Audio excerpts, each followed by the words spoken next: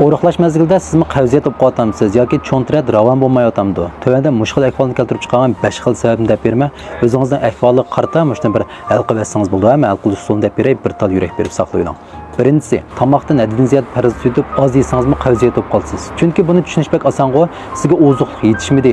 Yegan narsa bek oz, chiqirdigan narsa oz bo'lib qoladi. Shuningdek, bu tomoqni parazit oz demaymiz, muvofiq miqdorda o'lchamlik tampon holatda o'ralashtirsak bo'ldi. Ikkinchisi, asas açlıqlarını yeni karbonatlarını o'ralashtirmaslik. Masalan, shu un, guruch, qo'ngshuqonoq, kavyangyo deganlar asas açlıqlar. Shuni siz o'roqlayotganda bir aqlam un guruchdan o'zingizni olib qatsangiz, asas açlıq yemasangiz, qavziyat bo'lish ehtimolligingiz yuqori. Chunki bu karbonatlar orasida kangshingtian deb bir narsa bor. Osh narsa bek muhim. Siz mushkul ahvolga uchragan bo'lsangiz, o'zingizning kunlik turmushiga yangyoni muvofiq miqdorda qo'shib bering. Üçüncüsü, yemeklik talasını bek az istemal qilmayman. Masalan, mevji va sayko'ktat, qora ochliqlarimiz bor, har xil etizga tergan ochliqlar, teriqlar. Shularni haddan ziyod az istemal qilsangiz, badanga mana yemeklik talasi yetishmasa, qaziyat bo'lish ehtimolligi bek yuqori. Shuningdek, o'zimizning oq ochliqlar bilan qora ochliqlarni almashtirib istemal qilib bering. Anki sayko'ktat, mevji bilan turini har xil, sarxil qilib turib yang. Bir mevani yeyvermang, bir sayko'ktatni yeyvermang. To'rtinchisi, mayni bek az istemal qilish. O'roqlaydim deb hamma narsani suvda pishirib yeyatsiz.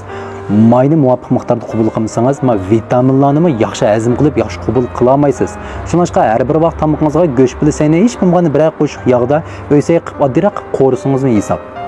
Beshinchisi, oqsilni bekcha istemal qilish. Yo oqsil talqini yoki bo'lmasa go'shtlarni siz go'sht samatmaydi degan gapni o'ylab olib, jiqiya olsangiz-chi, cho'ntiratimcha ravon bo'lmaydi, ichingiz qaytib qoldi. Shuningdek, oqsilni bek jiqib ketmasin, anandagi suvni jiqroq ichib bering. Bizning ichimizga narsani sirtqa chiqaradigan jiq suvning yordamiga muhtoj bo'lamiz. Kam-kamda 2 litr holatda suv ichib bersangiz bo'ladi. Tövəndəki 5 xil usulning hammasiga diqqat qilib tursangiz-chi, o qavziyat degan asal o'ngishtirib ketadi. Undan boshqa muvofiq miqdorda harakat qilib bering, qon aylanishingizmi yaxshi bo'lsin. Bu qavziyatga universal xarakterlik bir ish emasmi? Bir narsalar emas, hamma jihatdan diqqat qilamiz. Ulamda bir tal yurak berib saqlaylang, g'ayrat qiling.